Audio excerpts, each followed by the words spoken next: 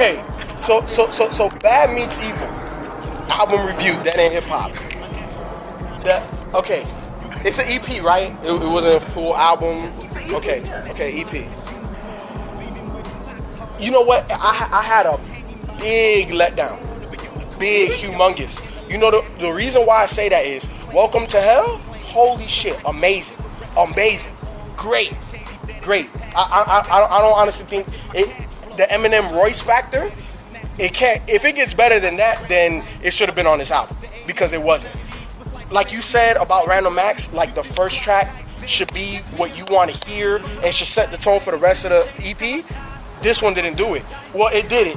Welcome to Hell was great, but the rest of the shit, I was like, what the fuck? After Lighters, number 7. Okay, that's the only track. Yeah, we can act like that track wasn't on there. No, there's a couple other ones. It didn't get that good until the track was Slaughterhouse. That was the last track. What you talking about? Yes. No, there was a bonus track. Two bonus. I took the bonus track. I already had those. Because they already leaked out. Yeah. So to me, man, come on, wait, you thought the bonus tracks were better than the other tracks? Huh? You thought the bonus tracks were better than the other tracks? Yes. You thought Living Proof? No, I was letting Mike finish. You thought Living Proof was better than Fastlane? I didn't like Fast. Wait, hold on. What you like about Fastlane? What? I got. You didn't like Fastlane? The way Welcome to Hell rolls straight into Fastlane with the drums, and then it just comes in, and Royce verse. What? You didn't like that? I didn't like it. What were your expectations for the album? You know what? I really didn't know what the hell to expect. So you don't know Royce or Eminem credibility? No. You know them niggas I was let down because of the intro. I was let down because of the intro. Y'all motherfuckers laughing like this shit.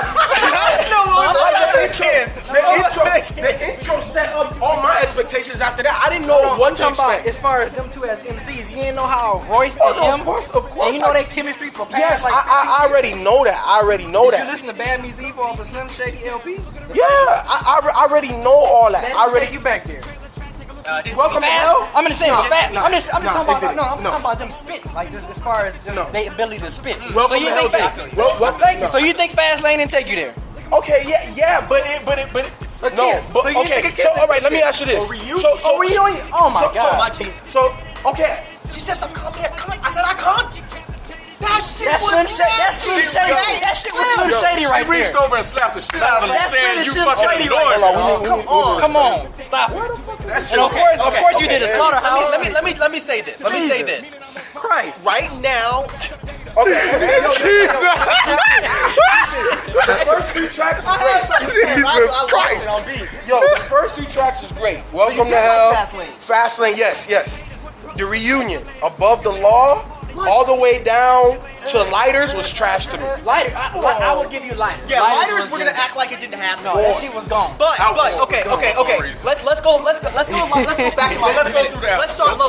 Let's start right here, right? Okay. So right now, in my opinion, M and Royce as 2 MCs have more chemistry than just about anybody I've heard in years. So when I go back and I listen to this, it does kind of take me back to the Bad Meets Evil track and the other 3 or 4 Bad Meets Evil tracks that they leaked a long time ago. You know, scary movies and all that shit.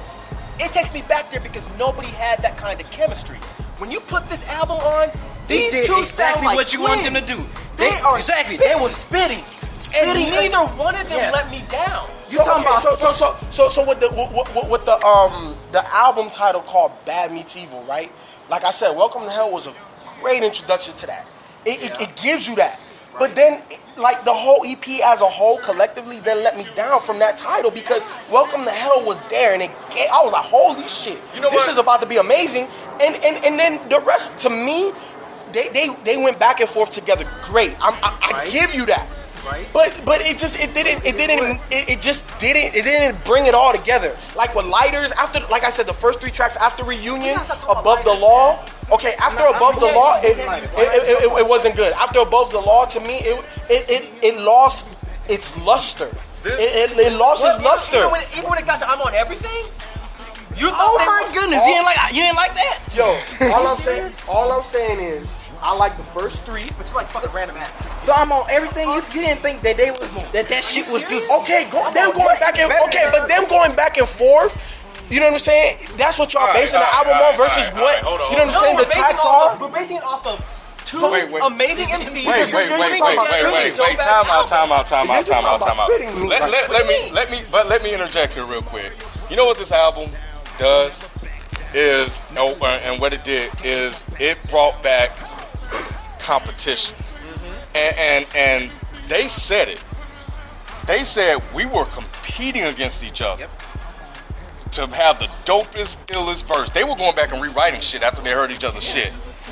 What did we say? And you specifically said it. There's a level of competition missing in the game. This album has it, and it brought it back. And they did it like, well, maybe there's an anomaly with the Lighters thing, but there's a reason why Lighters is on there. And it goes back to what we were talking about with the Eminem Slaughterhouse thing. It's obvious, and M publicly said it, that track was to show the world that Royce has more than just spit. So, tolerable, you don't have to like it. That's fine. It has a purpose, whether it serves it or not. The fact of the matter is this album has energy. It has two MCs that are going neck to neck. It's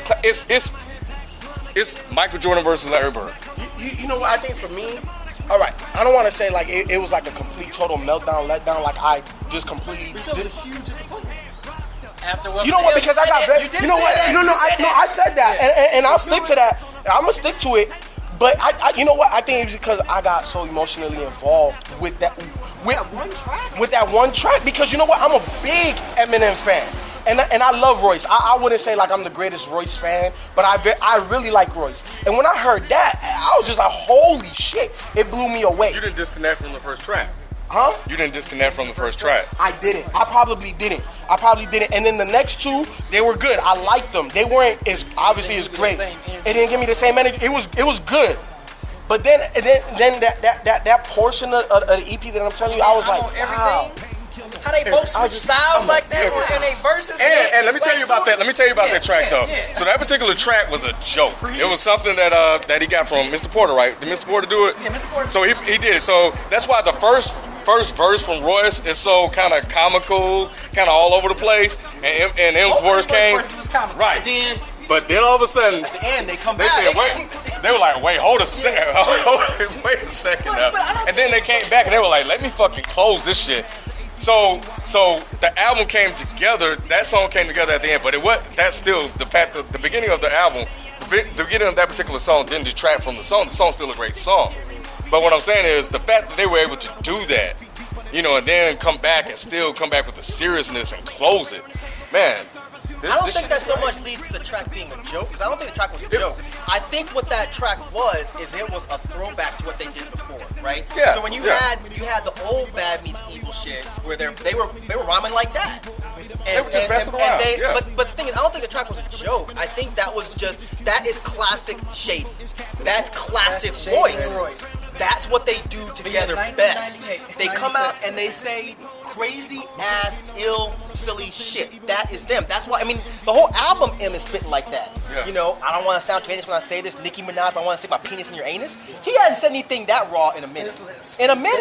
Like this album to me brought him back. Though. It's when I got to Reunion, I seriously stopped. Damn, like, yes. Yeah, I remember you cued me saying that Eminem was back on this. Yeah. And that's what I'm saying. On the first track though. No. He cued you on the first track. No. Me and C-Town was holding on. Like I said, I think was holding on. honestly, I just got.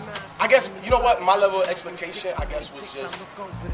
I don't know. I can't even say that because I get what you're saying, because that'll happen if you get caught. Like you said, when he caught it, you didn't disconnect. It's kind of something that kind of came together organically. From all the tracks, they were just doing stuff, man. They decided, you know what, we have all these tracks. What are we gonna do with it? So they decided to go ahead and put out this EP. I don't think they had the tracks before this. I think they released this because one. No, we did. I listened to an interview that they did about the album, and they did kind of say this whole concept. The concept had been around, but the tracks were not. Organically. The tracks were not around. Yeah, that's what I'm saying. I thought you were saying the tracks were around. No, they had the tracks, doing a lot of the tracks and stuff together, and then they was like, okay, we have these tracks. What are we going to do with the tracks specifically? Because people were waiting, because I think I know what you were talking about. People were waiting for Royce and M to do this. And that's what they were saying. This is long overdue. Right.